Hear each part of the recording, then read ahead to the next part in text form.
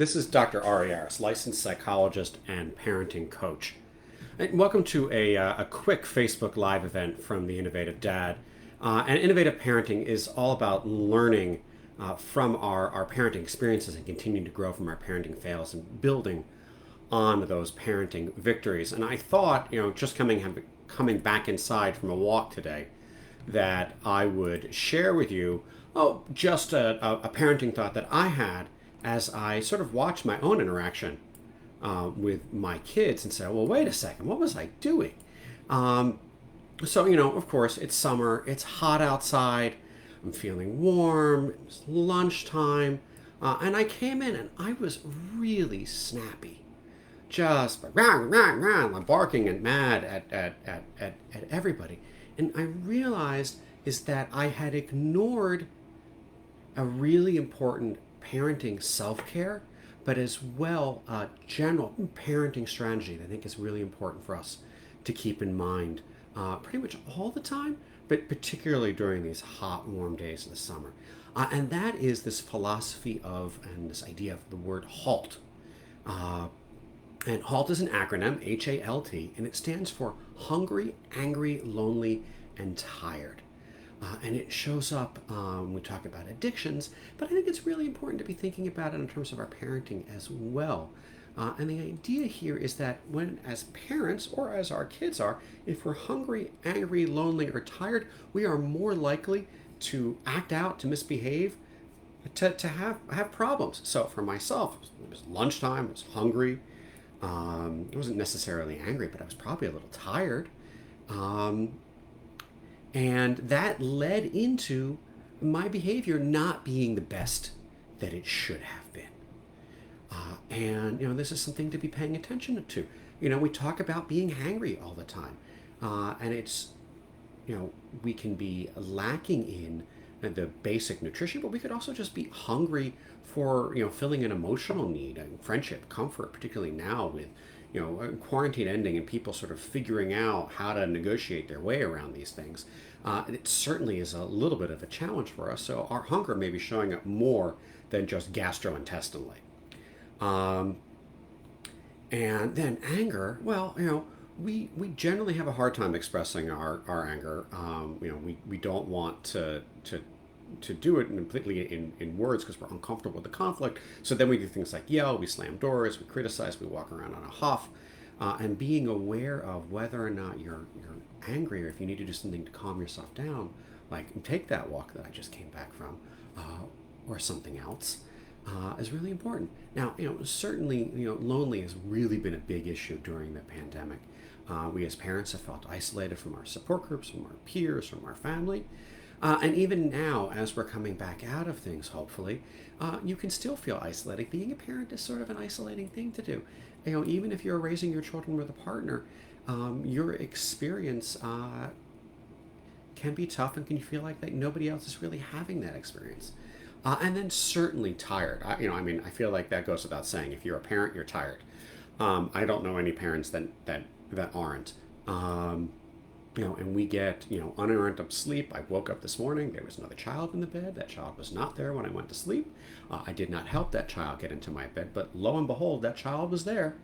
And when that happens, you don't sleep as well. Or if your kids are waking up in the middle of the night, or simply if you're just up worrying about things or taking care of the house or getting up early to get kids and you're not following your own circadian rhythm because you just can't because you've got to take care of these other little people, that can create a situation where you are a sleep deprived parent. Now, all of these things have solutions for them to help you as a parent take care of that self-care. So if you are hungry, you need to feed yourself. It's physical hunger or if it's a social emotional need that needs to be satisfied.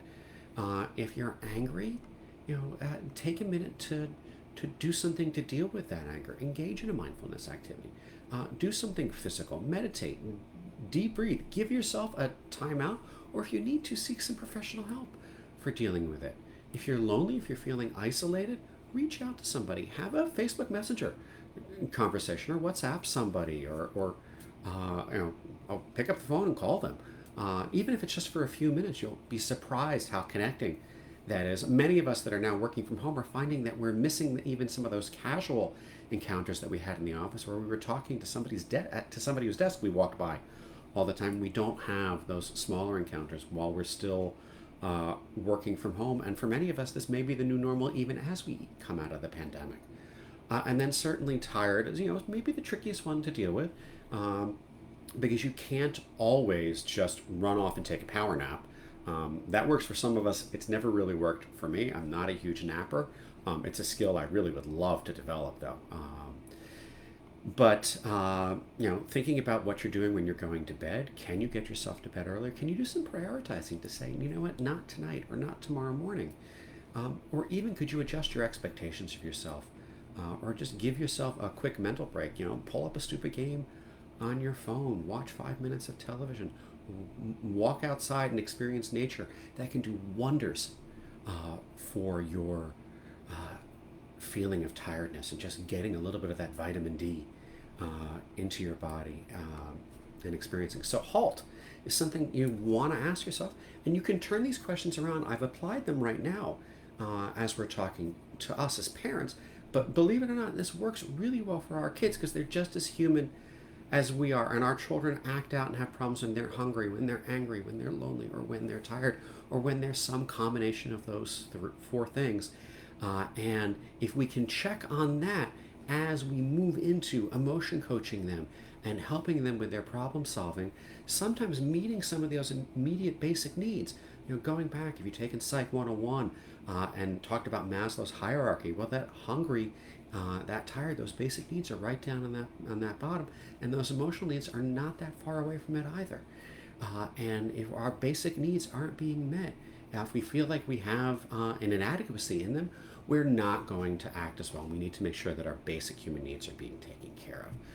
And I think if we can focus on that as parents in both our own style of sort of taking care of ourselves and as well as trying to take care of our children, I think we'll do a little bit better. Self-care goes a really long way towards helping us be better parents, be more innovative parents. So, think about this strategy as you move through your day. If you need to, scribble it down someplace, or think about it talking to the hand. Halt, put that stop sign up in front of you. Whatever mnemonic is going to help you remember it, and bear in mind that we're approaching this from an innovative parenting approach. So you're going to try it, you're going to modify it, you're going to work with it. You might need to ask yourself different questions. You might start to notice that you only have certain parts of that HALT acronym that are issues for you. It may just be that you're tired. It could just be that you're dealing with some anger. Or it could quite be that your nutrition sucks and you need to really address the hangry part and get that into place. But work with it, observe, iterate, ask yourself questions. It's really what it's all about as an innovative parent.